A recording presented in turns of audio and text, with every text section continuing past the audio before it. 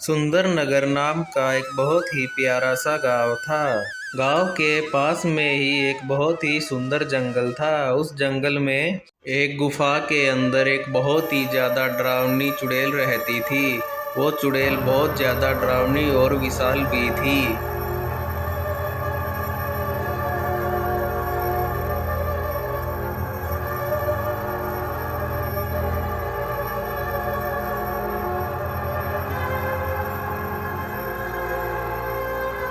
वो चुड़ैल अक्सर रात के समय में इंसानों को खाना और डराना बहुत पसंद करती थी। उस चुड़ैल का जब भी मन होता वो गांव में आकर गांव के लोगों को पकड़कर मारकर खा जाती थी, जिस कारण गांव में सभी लोग उस चुड़ैल से परेशान होकर अपने घरों के अंदर ही रहते थे। उसी गांव में एक भोलू नाम का बच्चा भी रहता था अपने बड़े भैया रमाकांत के साथ। वो बच्चा बहुत ही ज़्यादा मासूम था। वो बहुत जल्दी ही किसी की भी बातों पर विश्वास कर लेता था, जिस कारण उसका बड़ा भाई उसे हमेशा समझाता रहता था। सुनो मेरे छोटे भाई भोलू, तुम बहुत ही ज़्यादा प्यारे और मासूम हो, लेकिन तुम किसी की भी बातों में आ जाते हो, किसी पर भी विश्वास कर लेते हो। तुम्हें ऐसा नहीं करना चाहिए। तुम्हारी इस मासूमियत का कोई भी गलत फायदा उठा सकता है। भाई, क्या मैं अपने दोस्त के घर खेलने के लिए जाऊं? भोलू बड़ी ही मासूमियत के साथ अपने बड़े भाई रमाकांत से पूछता है। ठीक है भोलू, जाओ तुम अपने दोस्त के घर जाकर खेलो, लेकिन ध्यान रखना अपने घर से ज़्यादा दूर मत जाना और जल्दी ही घर आ जाना, ठीक है। मैं जरा सरपंच के घर जाके आता हूँ, उसने गांव के सभी लोगों को आज बुलाया है। रमाकांत सरपंच के पास जाने के लिए अपने घर से निकलता है। गांव के सभी लोग सरपंच की आज्ञा का पालन करते हुए सरपंच की बताई हुई जगह पर जा रहे होते हैं, क्योंकि ज़्यादातर गांव वालों को चुड़ैल मार चुकी होती है। अगर ऐसा ही चलता रहा तो ये पूरा गांव खाली हो जाएगा। उस चुड़ैल से पीछा छुड़ाने के लिए तरकीब बनाने के लिए आज सरपंच ने सभी गांव वालों की एक सभा रखी है, जिसमें सभी गांव वाले आपस में सलाह मशवरा करके उस चुड़ैल से पीछा छुड़ाने का उपाय सोचेंगे। सभी सरपंच की बताई हुई जगह पर पहुंच जाते हैं और इंतजार कर रहे होते हैं कि सरपंच सभा को कब शुरू करेगा। सुनो मेरे प्यारे गांव वालों, आप सभी लोग मेरे बुलाने पर यहाँ आए, मैं आप सभी का आभारी हूँ। आप सबको तो पता ही है हमारे गांव पर एक मुसीबत आई हुई है। उस चुड़ैल ने पूरे गांव में आतंक मचाया हुआ है। ऐसा कब तक चलेगा? हमें उस चुड़ैल से पीछा छुड़ाना ही पड़ेगा। वो सब बात तो आपकी ठीक है सरपंच जी, लेकिन उस चुड़ैल से पीछा छुड़ाने का कोई तरीका भी तो बताओ। हम ठहरे साधारण से मनुष्य, हम साधारण से मनुष्य भला इस चुड़ैल से कैसे जीत सकते हैं, कैसे उसे हरा सकते हैं? क्या आपने कोई उपाय सोचा है? हाँ सरपंच जी, वो तो इतनी विशाल और ताकतवर है। हम जैसे साधारण से कमजोर लोग उसे कैसे जीत सकते हैं? वो तो हमें मार डालेगी। सभी शांत हो जाओ। मैंने ये सभा इसीलिए ही तो बुलाई है, ताकि हम सब लोग मिलकर कुछ ऐसा सोचें जिससे हमारा उस चुड़ैल से पीछा ही छूट जाए, वरना वो ऐसे ही हर रोज अपनी भूख मिटाने के लिए हमारे इस प्यारे से गांव में रहने वाले हम सभी लोगों को मार मार कर खा जाएगी। लेकिन सरपंच बेटा, इसमें हम क्या कर सकते हैं? अगर आपके पास कोई उपाय है उस दुष्ट चुड़ैल से बचने का, तो आप वो उपाय हमें भी बता दीजिए। हम आपका पूरा सहयोग करेंगे। नहीं माताजी, मेरे पास अभी इस समस्या का कोई उपाय नहीं है, लेकिन मैं इतना जरूर जानता हूँ कि हमें जल्द ही उससे छुटकारा पाना होगा, वरना एक समय ऐसा आएगा जिस समय हमारे इस प्यारे से गांव में एक भी इंसान नहीं बचेगा। हमारे बच्चे, औरतें, माता पिता, भाई बहन, वो सबको एक एक करके मारकर खा जाएगी। इसलिए हम सभी को एक साथ मिलकर कोई उपाय जल्द ही सोचना होगा उस चुड़ैल से छुटकारा पाने का। सरपंच की बातें सुनकर सभी गांव वाले एक दूसरे की तरफ देखने लगते हैं और सोच रहे होते हैं कि समस्या का क्या समाधान हो सकता है। तभी रमाकांत कुछ बोलता है। सरपंच जी, मुझे नहीं लगता कि हम सभी गांव वाले मिलकर भी बिना किसी बाहर वाले की सहायता के उस चुड़ैल से निपट सकते हैं। हम कोई भूत भगाने वाले नहीं है, हमें इसके लिए किसी की सहायता लेनी चाहिए। मेरे पास एक उपाय है। हमारे गांव के पास वाले मंदिर के जो बाबा है पंडित जी, हमें उनके पास चलना चाहिए। मुझे लगता है वो हमें कोई ना कोई उपाय बता सकते हैं उस चुड़ैल से पीछा छुड़वाने का। सभी गांव वालों को और सरपंच को रमाकांत का सुझाया हुआ उपाय बहुत पसंद आता है। सभी खुश हो जाते हैं और सरपंच सभी को बोलने लगता है, रमाकांत तुम बिल्कुल ठीक कह रहे हो, मुझे भी ऐसा ही लगता है। शायद इसमें पंडित जी ही हमारी कोई मदद कर सकते हैं। तुम एक काम करो, तुम रमाकांत अभी जाओ पंडित जी के पास और उनसे मिलो, देखते हैं वो क्या उपाय बताते हैं हमें। ठीक है सरपंच जी, अगर आप चाहते हो कि मैं जाऊं पंडित जी को लेने तो ठीक है। मैं अपने घर जाकर अपने छोटे भाई को अपने साथ लेके पास वाले गांव के मंदिर के पंडित जी के पास जाकर उनसे मिलकर सलाह लेकर आता हूँ। इतना बोलकर रमाकांत वहां से अपने घर की तरफ जाने लगता है और जल्द ही अपने छोटे भाई भोलू को लेकर मंदिर के पंडित के पास जाने लगता है। पंडित जी के पास पहुंचकर रमाकांत पंडित जी को पूरी बात बताता है कि उसके गांव में क्या क्या हो रहा है। उस चुड़ैल की वजह से उस चुड़ैल ने कितने लोगों की जान ले ली है और कितने ही लोग अपना गांव छोड़कर, अपना घर परिवार छोड़कर, अपनी ज़िंदगी बचाने के लिए गांव छोड़कर ही चले गए हैं, कहीं और बस गए हैं। गांव में कुछ ही लोग बचे हैं। पंडित जी पूरी बात सुनने के बाद उन्हें बोलता है, मैं तुम्हारी पूरी बात समझ गया हूँ। ये चुड़ैल तो बहुत बुरी है, जो इंसानों को खाती है। मैं तुम्हारी पूरी सहायता करूँगा। मैं तुम्हें माता का त्रिशूल देता हूँ। ये कोई साधारण त्रिशूल नहीं है, ये माता दुर्गा का त्रिशूल है। इसे ले जाओ और अगर वो चुड़ैल तुम्हारे गांव में फिर से आती है और दोबारा अगर वो चुड़ैल किसी को हानि पहुंचाने की कोशिश करती है तो तुम इस त्रिशूल में उस चुड़ैल को कैद कर सकते हो। लेकिन एक बात का पूरी तरीके से ध्यान रखना, इस त्रिशूल का उपयोग सिर्फ वही इंसान कर सकता है जिसका दिल पूरी तरीके से साफ हो, वरना इस त्रिशूल का कोई फायदा नहीं है। सिर्फ साफ दिल वाला इंसान ही इस त्रिशूल का उपयोग कर सकता है। इधर पंडित जी रमाकांत को उस त्रिशूल का इस्तेमाल करना सिखा रहे थे और उधर सभी गांव वाले रमाकांत और उसके भाई का आने का इंतजार कर रहे थे। तभी पेड़ के पीछे से वो चुड़ैल आसमान के रास्ते से आती है और एक हंसी हंसती है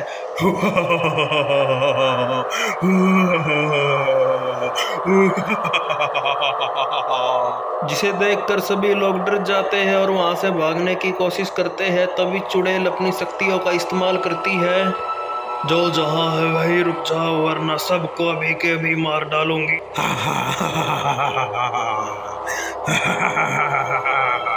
सभी को अपना अंत साफ साफ दिखाई दे रहा था, इसलिए जो जहां था वो वहीं रुक जाता है।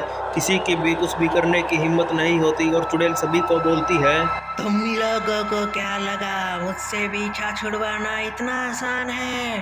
तुम लोग मेरे पीठ पीछे यहाँ पर सभा कर रहे हो, मुझसे पीछा छुड़वाना चाहते हो? मुझसे पीछा छुड़वाना खेल नहीं है बच्चों का, इसमें तेल निकल जाता है अच्छों का।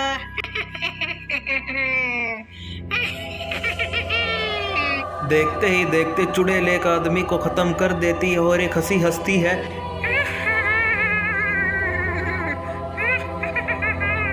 तुम लोग मुझसे कभी नहीं बच सकते, तुम्हारे पूरे गांव को मैं नष्ट कर दूंगी। किसको लेकर आओगे, किस बाबा को लेकर आओगे, मुझे कोई फर्क नहीं पड़ता। सबको मार दूंगी, किसी को भी नहीं छोड़ूंगी। हा हा हा हा।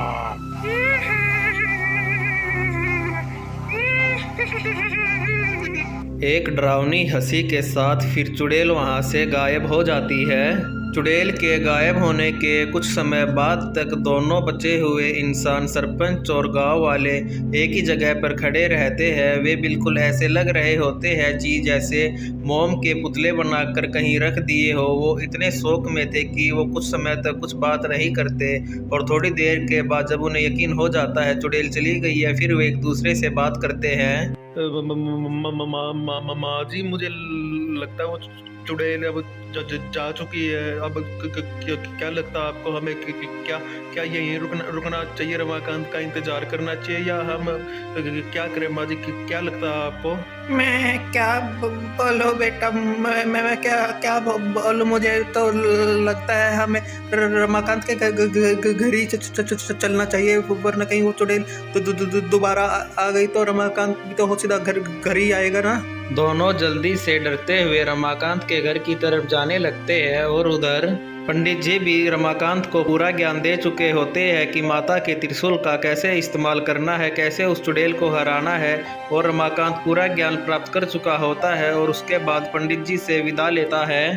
ठीक है पंडित जी, मैं आपकी पूरी बात समझ गया हूँ। उसके बाद रमाकांत माता का त्रिशूल लेकर अपनी बैलगाड़ी में अपने छोटे भाई भोलू के साथ अपने गांव की तरफ जा रहा होता है और जल्द ही अपने गांव पहुंच जाता है। जैसे ही रमाकांत अपने घर में जाता है, आ गए रमाकांत तुम? ये त्रिशूल कैसा है तुम्हारे भाई भोलू के हाथ में? क्या ये तुम्हें मंदिर के पुजारी ने दिया है क्या इससे हम उस चुड़ैल को हरा पाएंगे? क्या कहा उस पुजारी जी ने? मुझे सब कुछ बताओ ना, क्या हम उस चुड़ैल को कभी हरा भी पाएंगे? क्या उन्होंने कोई उपाय बताया है? जल्दी बताओ रमाकांत मुझे सब कुछ, पूरी बात। हाँ बताता हूँ सरपंच जी, जरा शांत हो जाइए। ये त्रिशूल मुझे मंदिर के पुजारी जी ने ही दिया है। उन्होंने मुझे कहा है कि इस त्रिशूल से हम चाहे तो उस चुड़ैल को इसके अंदर कैद कर सकते हैं और चाहे तो उसे मार भी सकते हैं। अब आपको उस चुड़ैल से डरने की कोई ज़रूरत नहीं है। पुजारी जी ने मुझे सारी बात समझा दी है, हम इस त्रिशूल से कैसे उस चुड़ैल से पीछा छुड़वा सकते हैं। लेकिन ये माताजी लेटी क्यों हुई है और बाकी गांव वाले कहाँ हैं? फिर सरपंच जी रमाकांत को पूरी बात बताते हैं कि रमाकांत के यहाँ से जाने के बाद क्या क्या हुआ, उस चुड़ैल ने कैसे सभी गांव वालों को मार दिया, और इसी सदमे में माताजी भी अब बेहोश हो गई है, इसलिए वो खाट पर आराम कर रही है। ये सारी बात बताने के बाद सरपंच बोलता है, अच्छा हुआ रमाकांत, तुम्हें ये त्रिशूल मिल गया। अब हम उस चुड़ैल को मार देंगे, अब हमें डरने की कोई ज़रूरत नहीं है। बस सरपंच जी, उस चुड़ैल ने हमारे गांव का जितना भी नुकसान करना था, जितने भी लोगों को खाना था, जितना भी हमारे गांव में बर्बादी करनी थी, वो अब कर चुकी। अब मैं ऐसा और कुछ नहीं होने दूंगा। अब हम उस चुड़ैल को इस त्रिशूल में कैद कर लेंगे, क्योंकि इस त्रिशूल का इस्तेमाल भोलू ही कर सकता है। इसलिए भोलू को लेकर मैं उस चुड़ैल की गुफा में जाऊंगा और उसे इस त्रिशूल में कैद कर लूंगा। ये तुम कैसी बात कर रहे हो रमाकांत? इस बच्चे को लेकर जाओगे तुम उस भयानक चुड़ैल को मारने के लिए? ये मासूम सा बच्चा है, इसे खतरे में मत डालो। मैं तुम्हारे साथ चलता हूँ, इसे यहीं रहने दो, ये अम्मा का ख्याल रखेगा।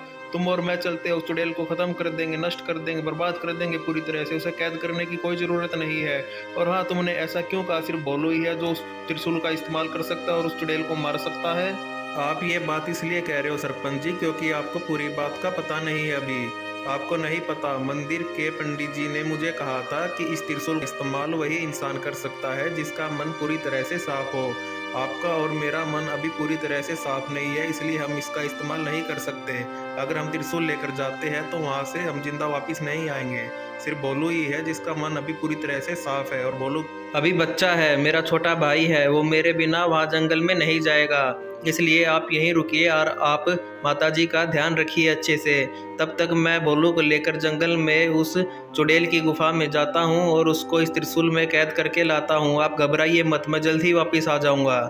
इतना बोलकर रमाकांत अपने भाई और त्रिशूल के साथ जंगल वाले रास्ते से चुड़ैल की गुफा की तरफ जा रहा होता है, उसे त्रिशूल में कैद करने के लिए, और अपने भाई को बोलता है, भोलू मेरे भाई, एक बात मेरी ध्यान से सुनो। तुम्हें उस चुड़ैल से ना बिल्कुल भी डरने की ज़रूरत नहीं है। मैं तुम्हारे साथ ही हूँ और माता का त्रिशूल भी हमारे साथ है।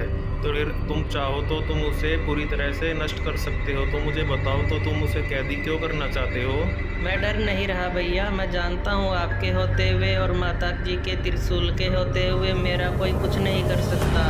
बस मुझे किसी का भी वध करना, किसी को मारना बिल्कुल भी पसंद नहीं है। मैं जानता हूँ वो चुड़ैल बहुत बुरी है, लेकिन फिर भी मैं उसे नहीं मारूंगा। मैं बस उसे कैद करूंगा इस त्रिशूल में। जल्द ही दोनों भाई गुफा के पास पहुंच जाते हैं। वहां पहुंचने के बाद भोलू त्रिशूल को जमीन में सीधा गाड़ देता है और उसके पीछे बैठकर मंत्र पढ़ने लगता है, और उसका भाई रमाकांत उसके पीछे खड़ा हो जाता है। मंत्र पढ़ने के बाद भोलू बोलता है, ए चुड़ैल बाहर आ, तूने हमारे गाँव वालों को भूतों को मारा है, आज आज तुझे हर एक चीज का हिसाब देना है। आज मैं तुझसे बदला लेने आया हूँ, बाहर आ, मैं तुझे कैद करूँगा। भोलू की आवाज़ सुनकर चुड़ैल बड़े गुस्से के साथ अपनी गुफा से उड़ते हुए बाहर आती है और भोलू के पास आती है।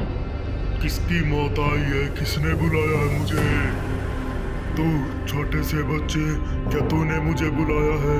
तेरी इतनी हिम्मत, तुम मेरे जंगल में मेरी गुफा में आकर मुझको ही ललकार रहा है? मैं तुझे अब छोड़ूंगी नहीं। मैं अपनी शक्ति से तुझे अभी भस्म कर देती हूँ। इतना बोलकर चुड़ैल उस पर अपनी शक्ति का प्रयास करती है, लेकिन माता का त्रिशूल उस शक्ति को रोक लेता है। इससे चुड़ैल और नाराज हो जाती है। वो दूसरी शक्ति का प्रयोग करती है, लेकिन उस शक्ति को भी माता का त्रिशूल रोक लेता है। इससे चुड़ैल को बहुत हानि होने लगती है। अब भोलू माता का मंत्र पढ़ने लगता है, जिससे त्रिशूल उड़कर चुड़ैल के सीने में चला जाता है और इस तरह भोलू उस चुड़ैल को माता के त्रिशूल में कैद कर लेता है। हेलो दोस्तों, ये कहानी आप दक्षटून्स पे देख रहे हैं। अगर कहानी अच्छी लगे तो कृपया चैनल को लाइक, शेयर और सब्सक्राइब जरूर कीजिए।